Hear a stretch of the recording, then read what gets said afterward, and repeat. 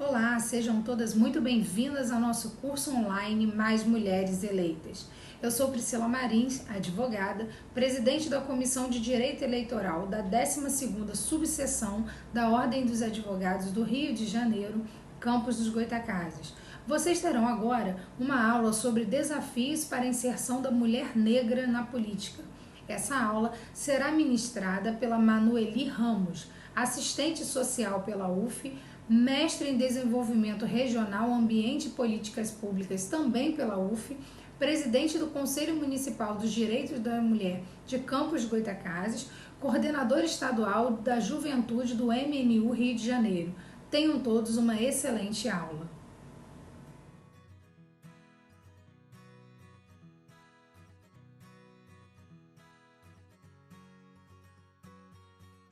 Hoje nós vamos discutir aqui um pouco sobre os desafios para a inserção e participação das mulheres negras na política. Obviamente que nós não vamos dar conta de todos os elementos que esse debate exige, mas elenquei aqui alguns pontos prioritários para que a gente possa fazer essa discussão de forma qualificada e comprometida com a transformação social.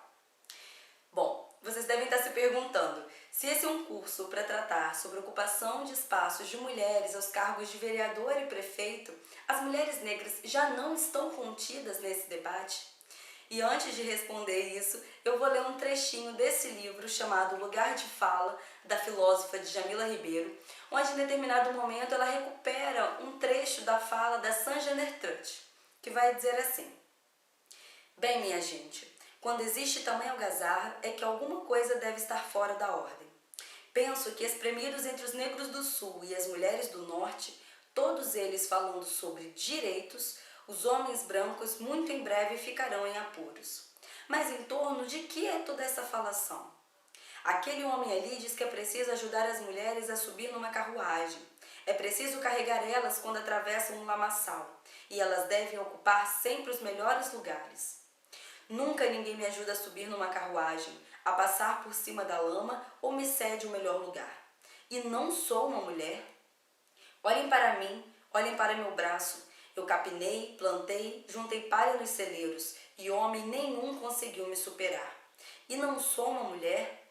Eu consegui trabalhar e comer tanto quanto um homem quando tinha que comer, e também aguentei as chicotadas. E não sou uma mulher? Pari 5 filhos, e a maioria deles foi vendida como escravos.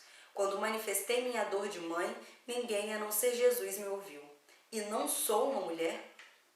E é com esse questionamento, e não sou uma mulher, de uma mulher negra, sufragista, ocupando esse espaço no momento desse diálogo.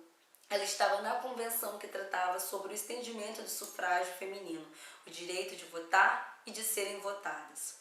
E aí a Sanjaner vai trazer aqui de forma muito explícita a diferenciação no tratamento entre mulheres brancas e mulheres negras em uma sociedade que tem sim os valores patriarcais e racistas fundando as hierarquias sociais e os papéis sociais também que determinados grupos vão adquirir na nossa sociedade. A gente vai discutir esses pontos de maneira mais pormenorizada, com alguns elementos que eu vou trazer daqui em diante. Elenquei alguns marcos históricos, tanto da luta da população negra quanto da luta de mulheres, e embora por muitas vezes alguns eu possa vir aqui apresentar de forma datada, porque foi quando apareceu na história, a gente vai ver como que esses elementos se retroalimentam, né, e estão ainda contidos nos dias atuais, fazendo com que determinados grupos adquiram maior vulnerabilidade social. É importante a gente destacar, e aí já respondendo aquela primeira pergunta, se nós não damos conta, aqui apenas falando de mulheres, as mulheres negras já não estão contidas? E a resposta é não. Se a gente trata mulher enquanto uma categoria universal, nós não damos conta das particularidades das vivências e experiências de mulheres negras. Isso porque as mulheres negras vão sofrer com a dupla opressão do racismo e do machismo. Elas interseccionam essas opressões, e não só essas, como outras geradas a partir disso, como de território, por exemplo, né? Ocupando os lugares mais vulnerabilizados da nossa sociedade. Não é à toa que, se a gente olha alguns indicadores sociais, a gente vê as mulheres negras na base da pirâmide. E é em torno disso que a gente vai discutir um pouco. Nosso primeiro ponto de análise é: existem problemas estruturais na nossa sociedade e por isso nós precisamos discutir raça, classe e gênero de forma conjunta. Já não nos cabe mais os reducionismos de tentar fragmentar esse debate e fazer uma Olimpíada do sofrimento. Quem sofre mais? A população negra? As mulheres? A população pauperizada? Não dá. A partir desse movimento de fragmentar, a gente fragiliza esse debate, a gente só consegue elencar aquelas coisas que nos distanciam e não conseguimos dar a complexidade que essas mediações exigem. Vale lembrar que homens brancos e ricos já foram o padrão de civilidade da nossa sociedade, enquanto branquitude, masculinidade e desenvolvimento econômico, essas eram as identidades que faziam com que determinados grupos não contidos nessas identidades fossem subalternizados, grupos inteiros. Se a gente analisa, por exemplo, o período da diáspora africana, o momento em que homens e mulheres negros foram forçosamente trazidos para as colônias na condição de escravos, a gente vai ver uma primeira mediação agindo, que é a mediação da desumanização.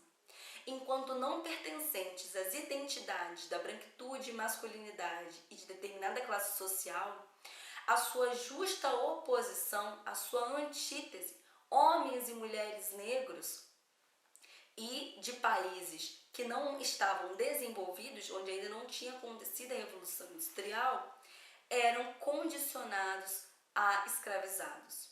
A própria Igreja Católica, enquanto instituição fomentando a escravidão, dizia que homens e mulheres negros não tinham alma. Enquanto não tinham alma, eles precisavam ser cristianizados e civilizados por aqueles colonizadores, detentores do conhecimento, da racionalidade, da intelectualidade. Porque não estar contidos nessas categorias da branquitude e da masculinidade fazia com que determinados grupos se colocassem à margem dos direitos, à margem de uma possibilidade de um ascender socialmente. A desumanização fazia com que homens e mulheres negros não tivessem quaisquer direitos, porque eles não eram humanos. Dando alguns saltos nesse período da história, mas elencando aqui algumas mediações que ainda estão presentes, a gente teve as teorias raciais do século XIX. No que consistiam essas teorias? Era a ciência, através das universidades, comprovando a supremacia racial branca em detrimento da subalternidade negra. A medicina, por exemplo, através dos estudos da frenologia, dizia, através de livros, congressos, simpósios, que a população negra tinha um cérebro menor que a população branca. E se o cérebro era menor, faltavam partes. Se faltavam partes, a parte que faltava era a parte detentora da racionalidade, do intelecto. Logo, a população negra não poderia produzir intelectualmente. Não era necessário dar estudo porque eles não aprenderiam. A população negra estava fadada a fazer serviços braçais. Essa era mais uma justificativa para colocar a população negra, homens e mulheres negros, à margem da sociedade, sem poder fazer qualquer tipo de escolha, sem ter qualquer tipo de representatividade em nenhum lugar. Passado o período das teorias raciais, a gente tem um movimento da teoria do embranquecimento. Se o Brasil, um país que recebeu muitos escravizados, tinha esse enorme quantitativo de população negra, era um país fadado ao fracasso. Para ascender socialmente, para desenvolver, era necessário branquear a população, embranquecer essa população. Não é tão comum, não é tão raro, melhor dizendo, que determinadas famílias negras, quando alguém negro se relaciona com alguém branco, ouvir de alguém, está clareando a família. Essa ideia de clareamento como algo positivo ainda é presente nos dias atuais. Os próprios fenótipos da população negra, um nariz mais acentuado, uma boca mais acentuada, o tom de pele, o tipo do cabelo, que é um cabelo crespo ou cacheado, quando se tem esse movimento de embranquecimento, essa ideia do desenvolvimento está ligada à ideia do ser destituído das características que marcam a negritude daquela população. Então, por exemplo, eu, enquanto uma mulher negra, com um tom de pele um pouco mais claro, devido ser fruto de um casamento interracial de uma mulher negra com um homem branco, por muitas vezes fui questionada enquanto a minha negritude, porque não tinha um nariz tão acentuado assim. Entretanto, essa colocação de algumas pessoas só serve para alguns momentos. Espera-se que a população negra, ou identifica-se de cara a população negra, quando é uma pessoa com um tom de pele retinto, com traços fenótipos bem marcados, e a essa pessoa se é atrelada questões voltadas ao trabalho braçal. E a gente volta lá nas teorias raciais do século XIX e consegue compreender isso. Então espera-se que essas pessoas sejam pessoas trabalhadoras domésticas, faxineiras, que usem do trabalho mais braçal para poder fazer alguns tipos de atividades laborais. Então tem aí também uma divisão sexual e racial do trabalho justificada a partir dessas mediações. Eu, enquanto uma mulher negra de tom de pele mais claro, vou sofrer com outras questões raciais, inclusive a hipersexualização.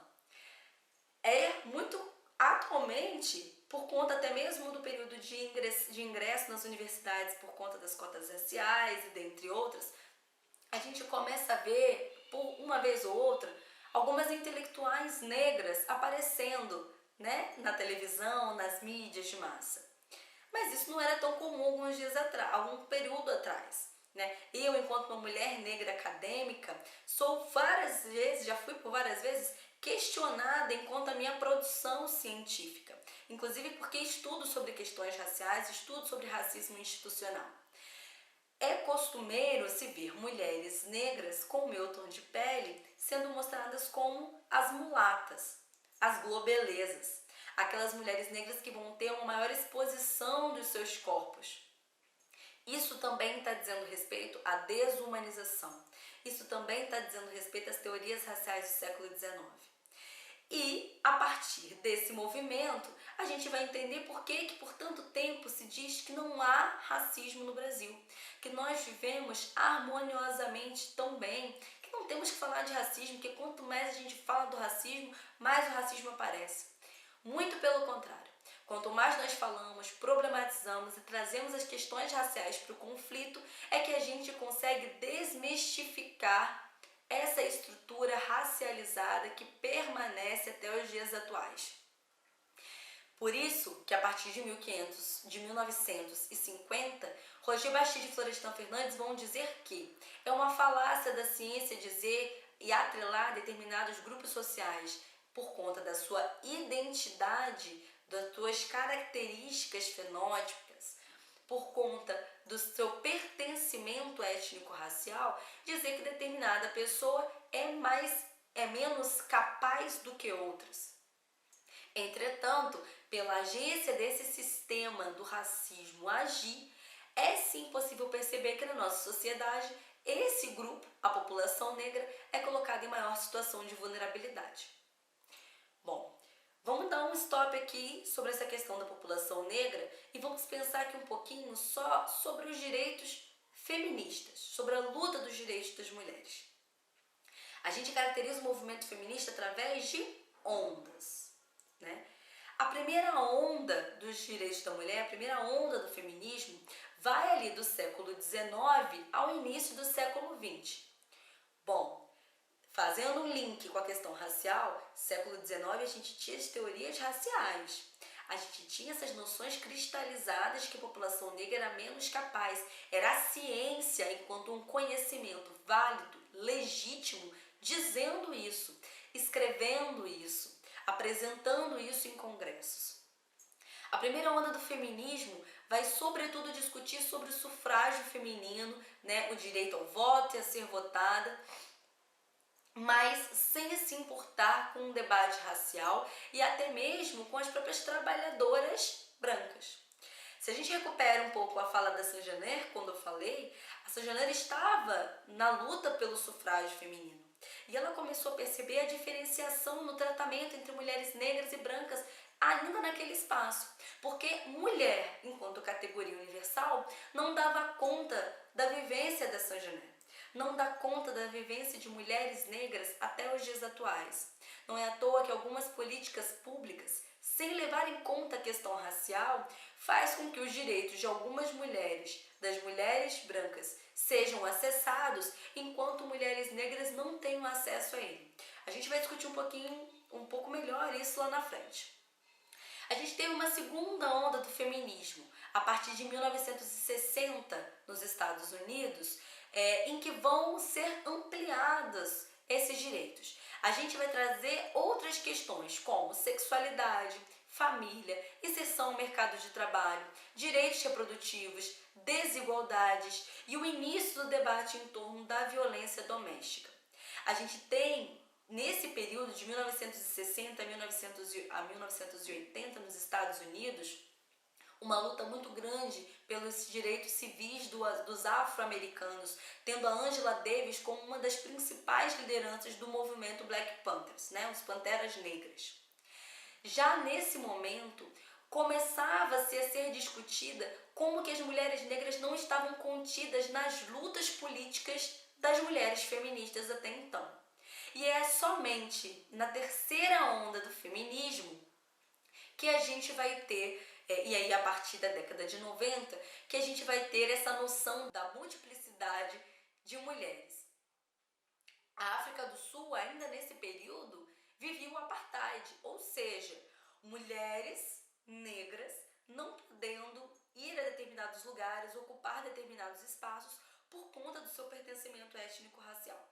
Vocês percebem que a luta pelo direito das mulheres, se a gente atravessa com os períodos históricos da luta racial, a gente vai ver que as mulheres negras não estavam contidas nas lutas políticas das mulheres feministas como um todo. Enquanto mulheres estavam lutando pela inserção ao mercado de trabalho, porque era dada a essa mulher branca essa noção da fragilidade, daquela que deveria ser do lar, as mulheres negras nunca foram tratadas como frágeis.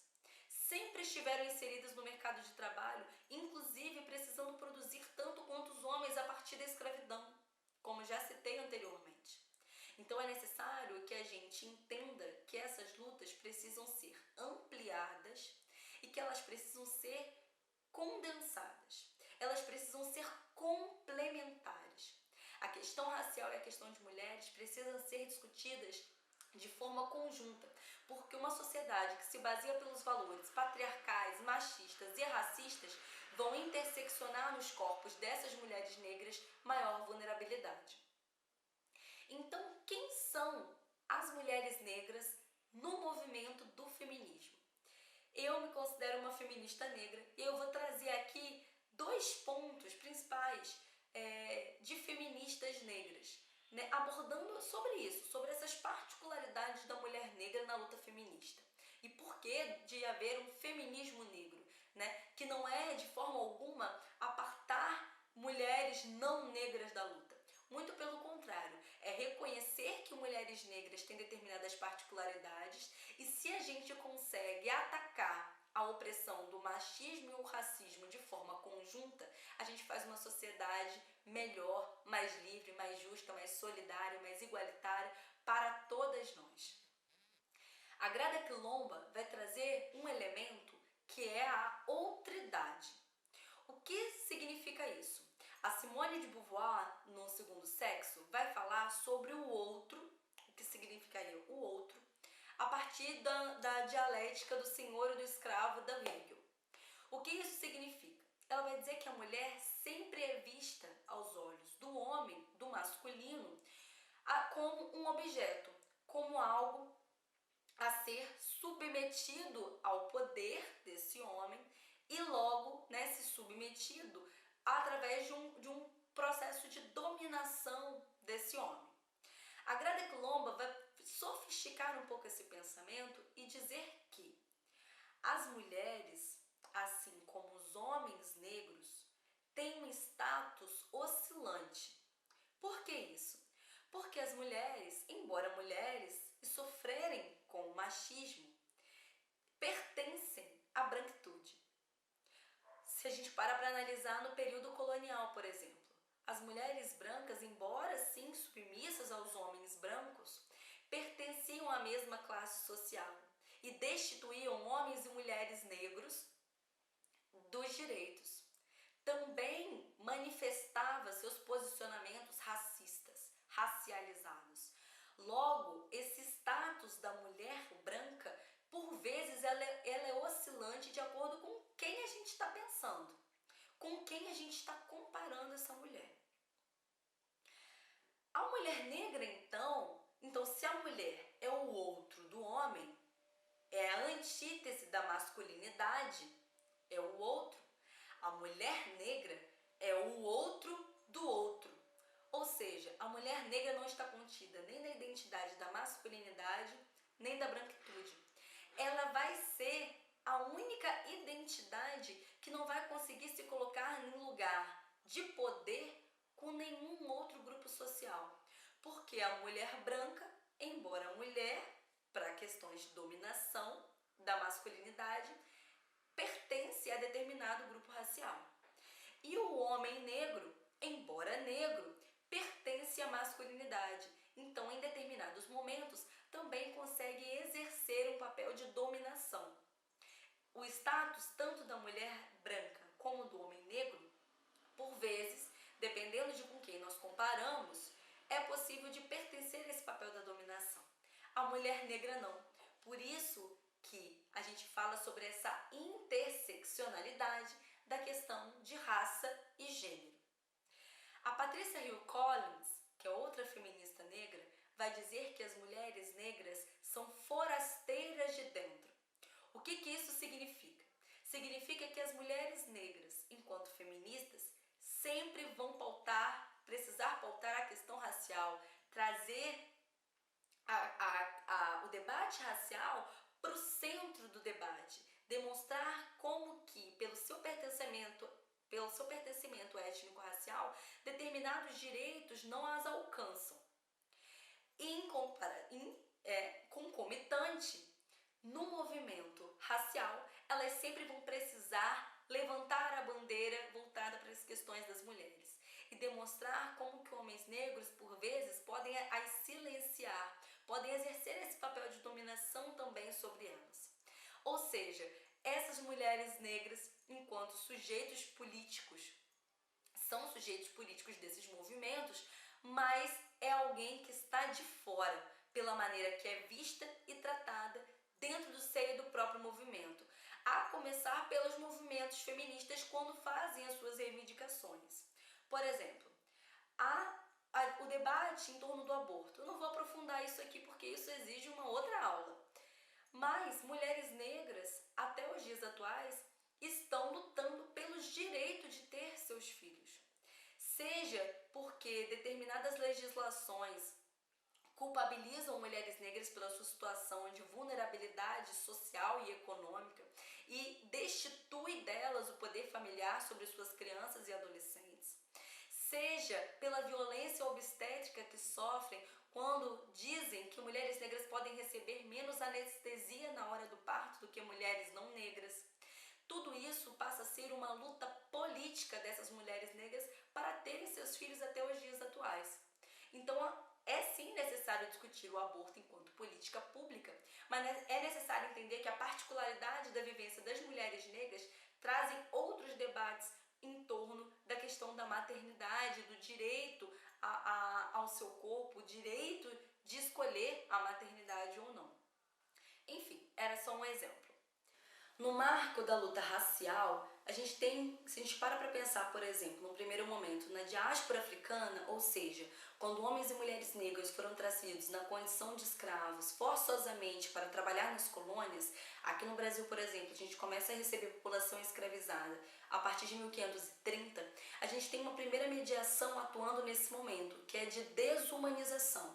Inclusive, a própria Igreja Católica, enquanto instituição, fomentando esse período da escravidão. A gente não pode esquecer que a escravidão não só era um momento de subalternizar o outro apenas pela identidade, não era apenas porque era população negra, mas era porque, enquanto antítese, ou seja, o contrário, a justa oposição da branquitude, era a população negra que não se encaixava nessa identidade do colonizador, que deveria sofrer toda sorte, ou melhor, todo o azar de ser destituída dos seus direitos, inclusive do direito do seu próprio corpo, das suas próprias escolhas.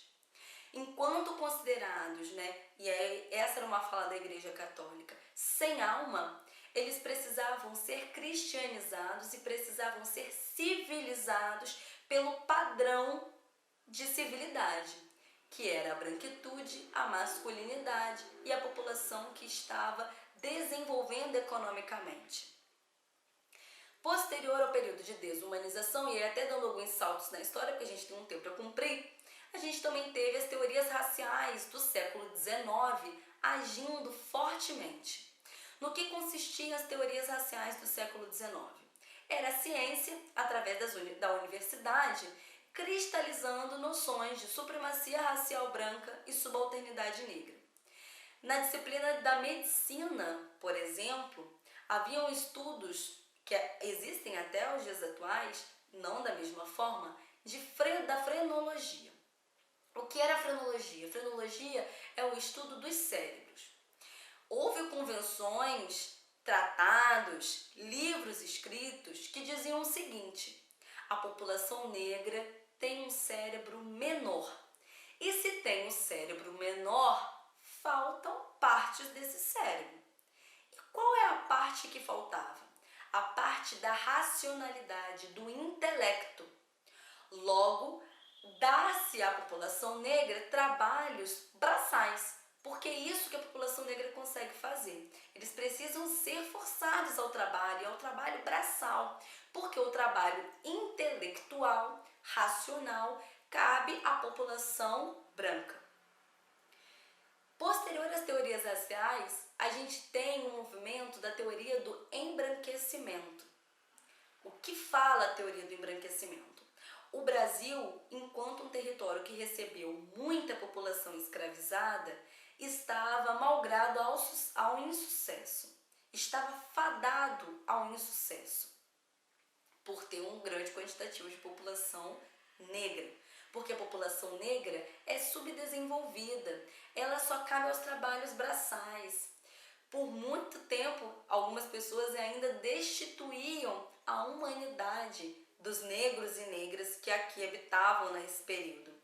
Logo, qual era a possibilidade e estratégia para que o Brasil desenvolvesse? A gente precisa branquear a população.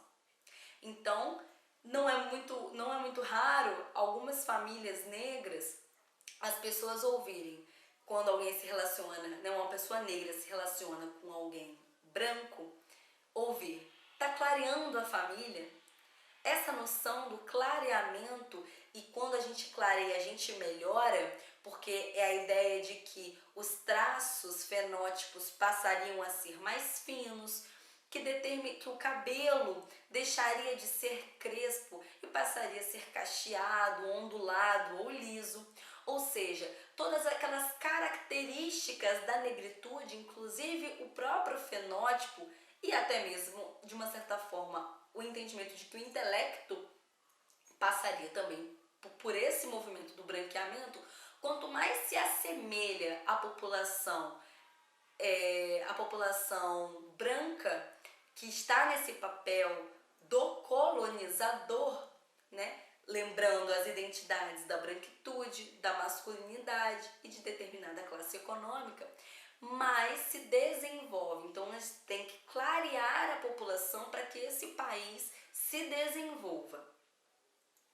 Posterior ao período do branqueamento, quando aí a ciência já estava demonstrando por A mais B que não há incapacidade em determinadas etnias, cada qual, enquanto ser humano, tem potencialidades e dificuldades, e isso nada tem a ver com o seu pertencimento étnico-racial.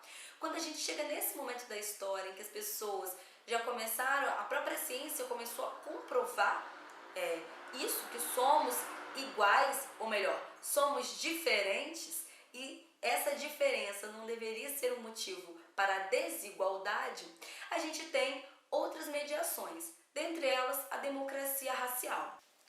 A democracia racial, enquanto mediação, é dizer que no Brasil não existe racismo, que todos aqui convivemos harmoniosamente bem, brancos e negros, que há um espetáculo das raças e a miscigenação passa a ser vista como algo positivo.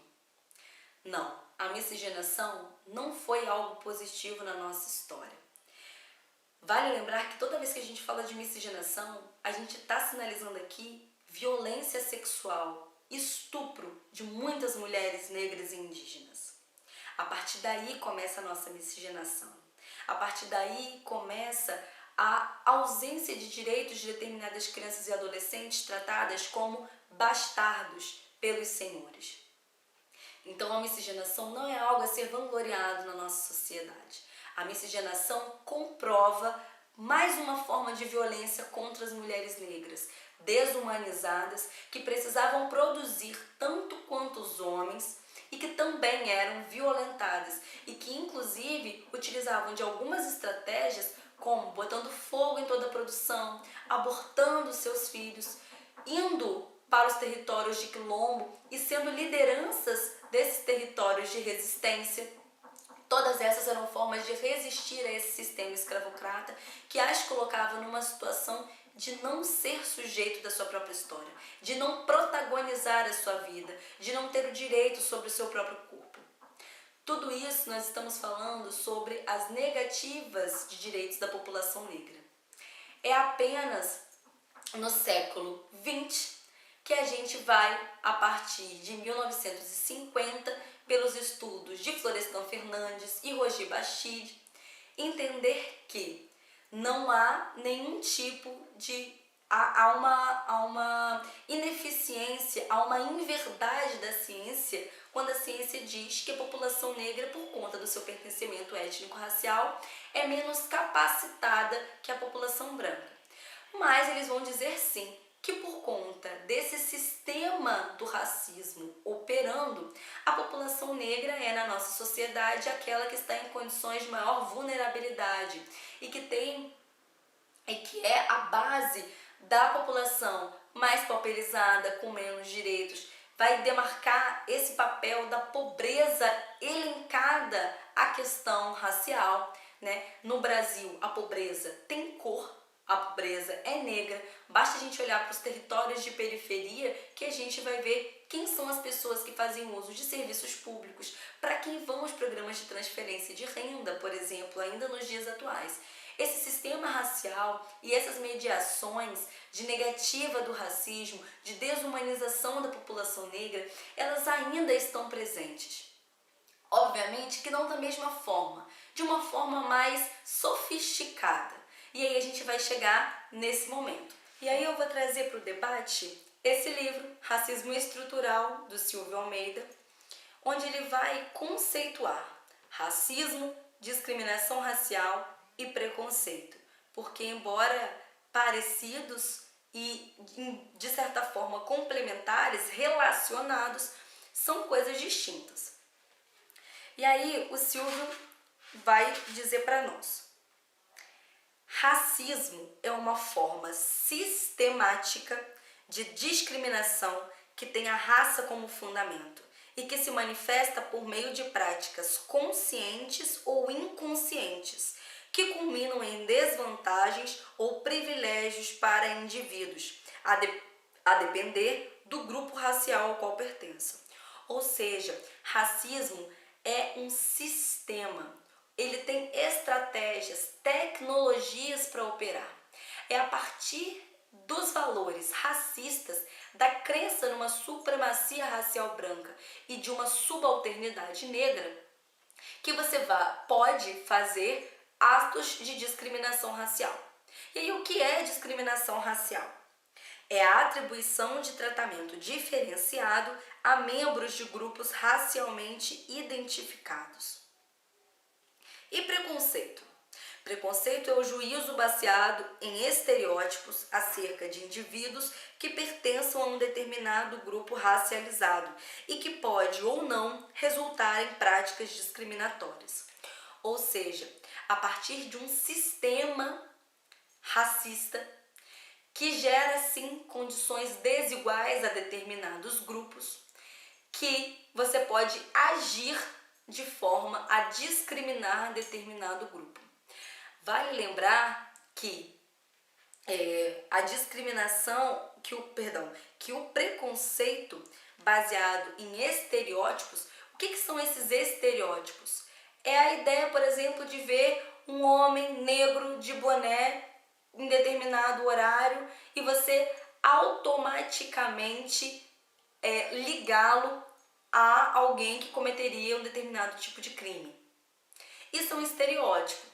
E esses estereótipos, eles são cristalizados diariamente pela mídia e pelas próprias instituições de Estado quando a gente pensa dessa forma, né? Essas noções, elas estão cristalizadas. Essa ideia de ligar um homem negro, corpo negro, a alguém que cometeria crimes, né? É uma forma, é um preconceito, é um juízo baseado em valores racistas. Ou seja, de que essa pessoa representaria um perigo para a sociedade. Se a gente vai num bairro de classe média alta e a gente vê uma mulher negra varrendo a frente da casa, por exemplo, e se a gente automaticamente pensa que aquela deve ser a empregada doméstica daquela família, porque é um bairro de classe média alta, logo seria um bairro habitado pela população branca, a gente está fazendo juízos relacionados a estereótipos. Essa ideia de que mulheres negras em condições de trabalho vão ser as domésticas, as faxineiras, né? E não as proprietárias, alguém que varrendo a frente da sua própria casa, por exemplo. Isso são estereótipos. E o preconceito é esse juízo baseado nesses estereótipos. É um juízo antecipado, sem qualquer tipo de justificativa, acredita-se nisso. Não necessariamente isso vai resultar em práticas discriminatórias, você pode apenas acreditar nisso. Eu acho que aquela mulher é a doméstica daquela casa, é a empregada doméstica daquela casa, não a proprietária. Não necessariamente eu discriminei ela porque eu não necessariamente realizei nenhum ato, mas eu estou sim julgando ela através de um valor racista. O ato de discriminar alguém, quando, por exemplo, alguém entra num determinado hotel e automaticamente é conduzido ao elevador de serviço, por exemplo, uma mulher negra nesse caso, isso é um ato discriminatório. Você encontrar um homem negro num determinado lugar e segurar a sua bolsa é um ato discriminatório. Você fez um juízo baseado em estereótipos e cometeu um ato de discriminação para com aquela pessoa.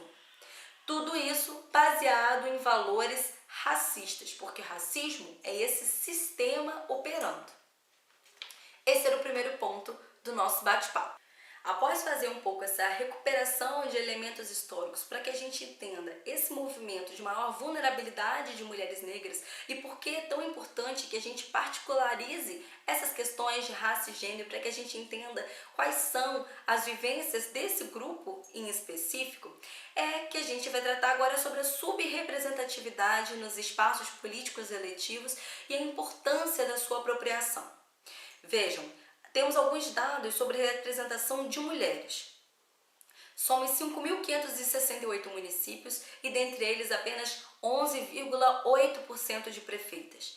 A gente tem essa média nacional de 11,8%, mas vários estados estão abaixo da média, inclusive o Rio de Janeiro, que em 92 municípios apresentam 10 prefeituras comandadas por mulheres prefeitas. Então, para cada mulher, em torno de 7,5 homens.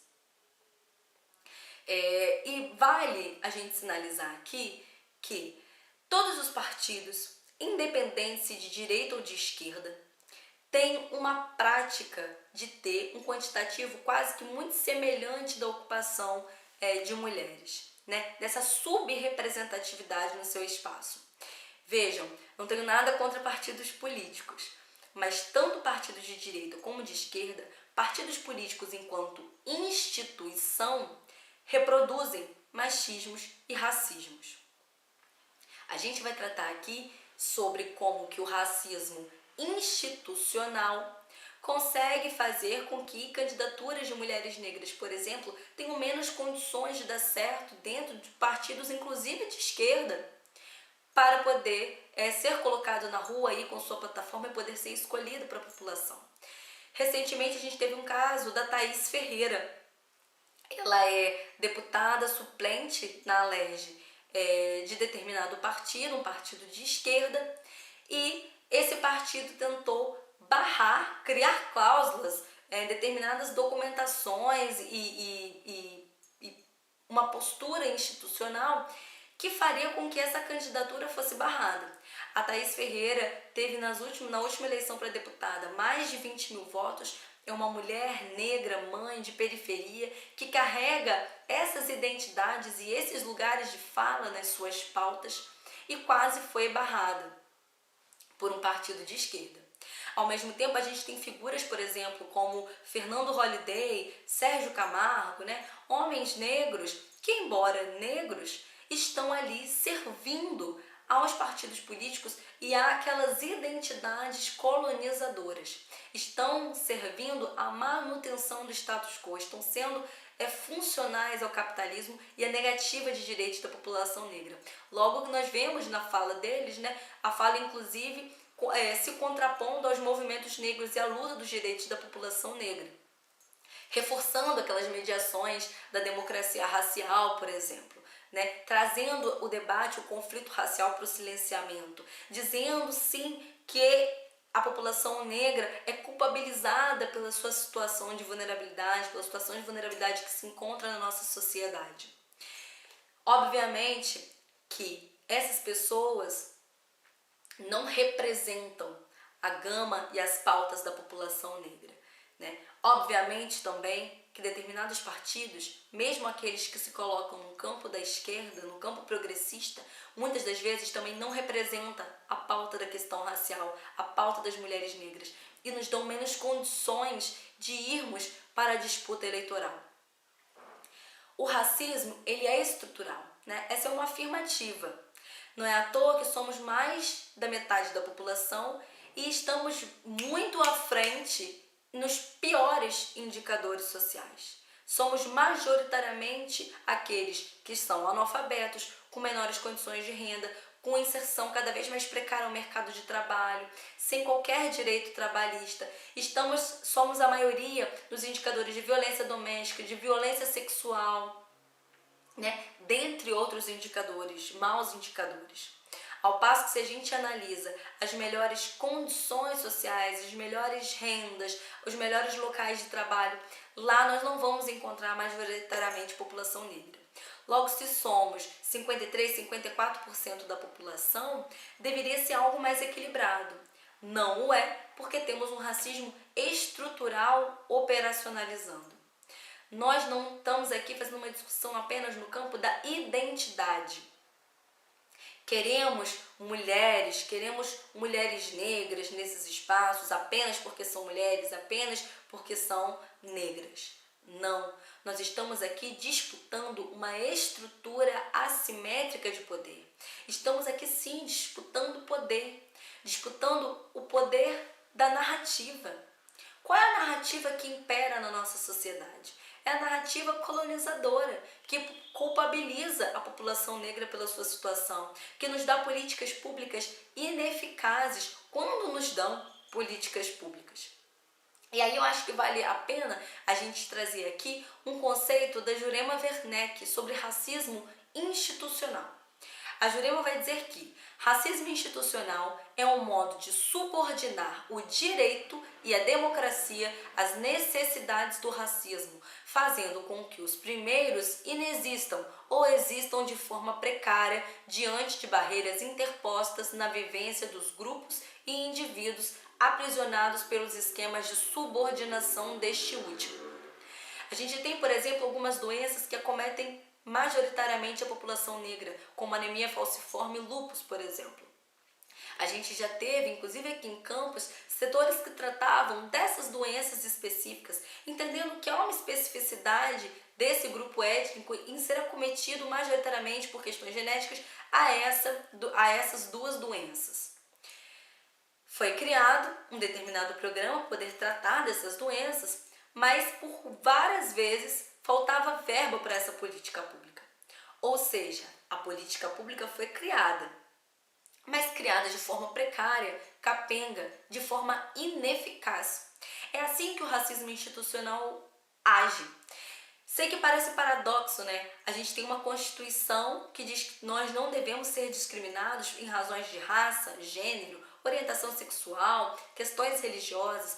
Nós temos a Lei CAO, Lei 7.716 de 89, que vai tipificar o crime de racismo, e essa legislação vai dizer que o racismo é crime imprescritível e inafiançável, mas não é tão raro assim nós, população negra, sofrermos, e aqueles que não são negros também visualizarem alguém conhecido, alguém próximo, né, visualizar alguma situação em algum momento, alguma situação de racismo. Não é tão raro assim. O racismo, a gente costuma dizer no movimento negro que ele é o crime perfeito. Ele é o crime que a vítima precisa comprovar que aconteceu. A gente não tem, até o momento, ninguém preso por racismo, mesmo sendo um crime imprescritível e inafiançável. Sempre é colocado como injúria racial, individualizando esse debate. E quando eu digo individualizando, é porque muitas vezes o racismo ele é tratado enquanto uma patologia, como alguém que por ignorância está cometendo um ato racista, está praticando a discriminação racial. Não, o racismo ele não é uma patologia. O racismo é um sistema de operar, ele é um sistema de tornar determinados grupos com maior poder do que os outros, dominante sobre os outros. O racismo é esse sistema de poder. E quando a gente discute sobre a população negra poder colocar candidaturas e disputar esse espaço, nós estamos querendo sim disputar poder, disputar essa narrativa, fazer com que políticas públicas sejam eficazes, porque no discurso da igualdade, de que todos somos iguais perante a lei, sabemos que nem todos somos iguais perante a lei.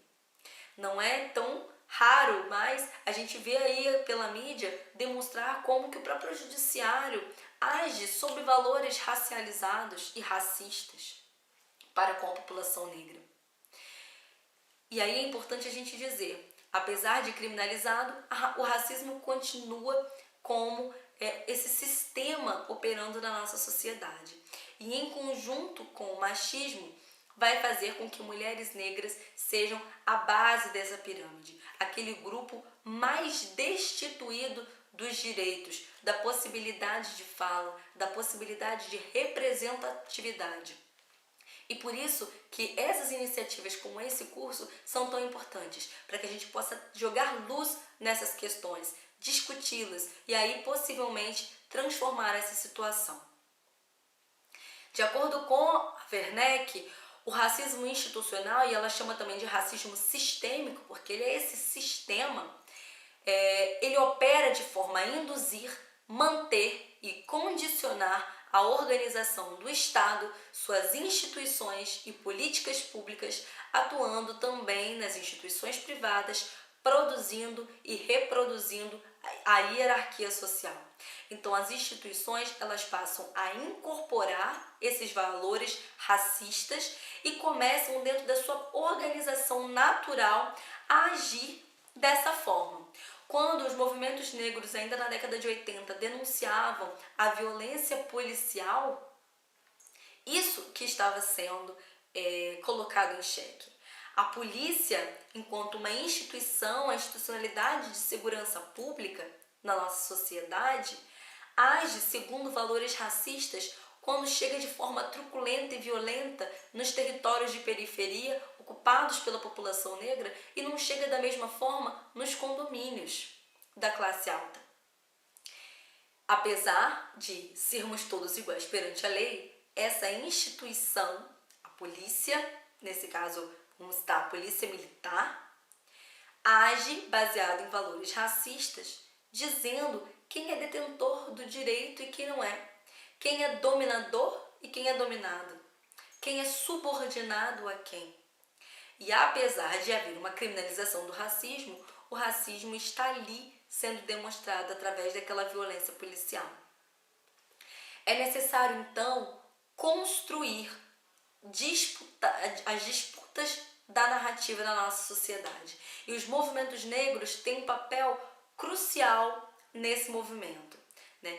Grande parte das candidaturas de homens e mulheres negros surgem das bases, surgem dos movimentos sociais, surgem de pessoas que já fazem a luta em torno do combate às opressões, do racismo, do machismo, da LGBTfobia, dentre outras, né? E são levantados por essa base social como alguém para representar essas pautas.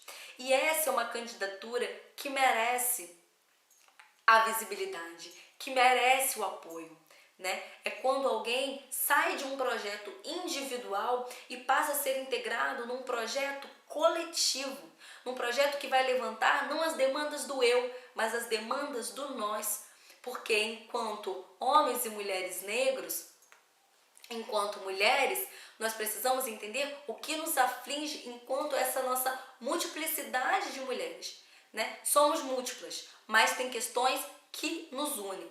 Por exemplo, a questão da violência doméstica, a questão da má inserção no mercado de trabalho, de não termos cursos de geração de renda que atenda de fato ao mercado de trabalho no município. Enfim, essas questões não são questões de um indivíduo, de uma mulher. Essas são questões que afetam as mulheres como um todo. Então, por isso que essas demandas coletivas precisam ser suscitadas dessas bases. Por isso que os movimentos sociais, os movimentos negros e de mulheres negras são tão importantes nesse movimento. Eu quero destacar aqui que participei recentemente do Fórum Estadual de Mulheres Negras, em que foi levantado esse movimento sobre o apoio e o fomento de candidaturas de mulheres negras aos cargos de vereadoras e prefeitas nos municípios. O Movimento Negro Unificado, o movimento negro que faço parte também, levantou uma plataforma chamada Por Lélia, por Todas. Para quem não conhece, Lélia Gonzalez foi uma das filiadas do MNU, uma grande intelectual negra, feminista negra, que travava justamente esses debates em torno das particularidades das mulheres negras dentro do movimento feminista e do movimento negro, que vai dizer exatamente isso, né? Quando nós temos candidaturas de mulheres e de mulheres negras aguerridas com essas pautas, a gente vai ter uma real representatividade desses segmentos nesses cargos. Qual é a finalidade disto?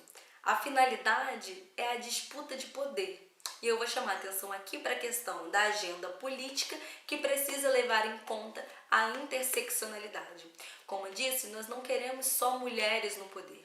Nós queremos mulheres comprometidas com candidaturas coletivas que levem em consideração demandas que não partam do eu, que não seja um projeto individual, que seja um projeto coletivo para determinado local. Isso precisa ser levado em conta. Eu vou chamar a atenção aqui também para candidaturas de homens negros que também não acessam ao poder porque sofrem com racismo tanto quanto mulheres negras. E eu, enquanto pertencente a um movimento negro unificado, que é um movimento misto, né, entendo essas particularidades, porque são os corpos dos homens negros que são vítimas da violência e da truculência policial, que também são desautorizados na sua fala por conta do seu pertencimento étnico-racial, por conta do seu pertencimento religioso. Então, eu quero chamar a atenção aqui para as agendas políticas que precisam ser colocadas por essas candidaturas. Essas candidaturas não podem ser individuais, precisam ser coletivas, como já citei. Não devem ser candidaturas que levem um projeto individual, pelo contrário, deve levar um projeto coletivo, já que é para representar segmentos e camadas dessa sociedade. mas precisa ter na sua agenda política uma agenda progressista de ampliação dos direitos, que leve em consideração a interseccionalidade. Candidaturas de homens negros precisam levar questões de gênero através de mulheres junto nessa candidatura para poder fazer com que a gente debata de forma comprometida, séria e eficaz as questões de gênero. Eu trato as questões de gênero de uma maneira macro, porque tem as questões das mulheres e também a questão LGBTQIA+. Mulheres candidatas precisam levar as questões raciais, mesmo que não seja alguém, né, com pertencimento étnico-racial negro. Precisam ter pessoas que municiem de conhecimento de demandas dessa população, do que essa população precisa para romper com essas barreiras. O que é necessário para romper com as barreiras do racismo na nossa sociedade, com as barreiras do machismo? São esses grupos que sofrem com essas mediações que vão sinalizar. Por isso que candidaturas de homens negros precisam sim levar em consideração as questões de gênero. Candidaturas de mulheres precisam sim levar em consideração as questões raciais. Porque, volto a dizer, o que iniciei esse vídeo é apenas quando a gente consegue interligar e complementar raça, classe e gênero, ou seja, essa interseccionalidade, e aí adiciono questões geracionais da juventude, né, por exemplo, questões territoriais, que está tão em voga sobre determinadas localidades que vão sofrer cada vez mais com o adensamento desse conservadorismo que nós temos atualmente, com o fascismo que nós temos atualmente legitimado em alguns poderes. São essas candidaturas coletivas que sejam levantadas da base e não de cima para baixo, e que tenham um compromisso progressista com essas agendas. Quais são as pautas que esses candidatos e essas candidatas estão colocando? Com quais segmentos essas pessoas são comprometidas? Qual a agenda política? O que de fato está sendo proposto para a nossa sociedade? Não pode ser só uma questão de identidade. No município de Campos, nós já tivemos mulheres negras ocupando cadeira do legislativo, homens negros ocupando cadeiras do legislativo sem comprometimento com a pauta antirracista. Isso não dá mais. Sem comprometimento com a pauta de gênero. Isso não dá mais. Nós já tivemos vereadoras, mulheres não negras, não comprometidas com a pauta de gênero, não comprometidas com a política pública de mulheres, que precisa de uma vez por todas parar de ser vista apenas como a questão da violência doméstica. A violência doméstica passa a ser um sintoma quando a política pública de mulheres não é executada, não é eficaz, não é feita de forma efetiva, de forma comprometida. É a ponta do iceberg de uma subordinação estrutural a que essa mulher é condicionada nessa sociedade machista. Termino por aqui chamando a atenção para uma frase que não sei se vocês conhecem, que fala sobre uma simbologia e escritos africanos, que é o Sankofa. Sankofa significa olhar para trás, ressignificar o presente, construir o futuro. É a partir disso que eu acredito nas candidaturas negras ao poder. Por isso que fomento cada vez mais que homens e mulheres negros ocupem esses espaços, que mulheres ocupem esses espaços, que estejam comprometidos com as agendas, com as pautas políticas, com as demandas da população, com demandas que venham da base e que não sejam um projeto individualizado. É necessário olhar para trás, entender as questões históricas, entender de onde viemos, para que a gente possa ressignificar esse presente e construir um futuro mais justo, igualitário e solidário para todas nós. Espero que vocês tenham gostado da aula. Para confirmar sua participação, envie até o dia 31 de outubro de 2020 um e-mail para maismulhereseleitas@gmail.com com o nome da aula, seu nome completo e o número de seu telefone. Agradecemos a sua participação e esperamos você no próximo módulo.